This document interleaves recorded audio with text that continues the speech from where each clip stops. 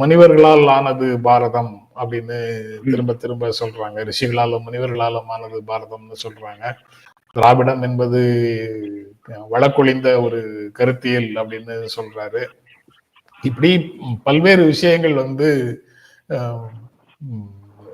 தேவையில்லாம ஒரு சர்ச்சையை உருவாக்குவதற்காகவே பேசுகின்ற பேச்சாக இருக்குது. இதை எல்லாத்தையும் அண்ணாமலை பேசினார் என்றால் புரிந்து கொள்ள முடியும், பிஜேபி தலைவர்கள் பேசினார்கள் என்றால் புரிந்து கொள்ள முடியும். அது ஒரு ரியலான ஒரு அரசியல் கட்சிகள் கோட்பாட்டு ரீதியான போரை நடத்துகிறார்கள் அப்படின்னு புரிந்து கொள்ளக்கூடியது. ஆனா பாஜக செய்ய வேண்டிய வேலைகளை எல்லாம் ஆளுநர் மாளிகையிலிருந்து செய்கிறார்கள் அப்படிங்கிறதும், ஒன்றிய அரசு மாநில அரசுக்கு செய்ய வேண்டிய பணிகள் எல்லாம் செய்யாமல் இருக்குது அப்படிங்கிறதும் மக்களிடத்துல பேசு பொருள் ஆகிவிடக் கூடாது என்பதற்காக தொடர்ந்து இவர்களுக்கு ஏதாவது ஒரு பிரச்சனை தேவைப்படுகிறது.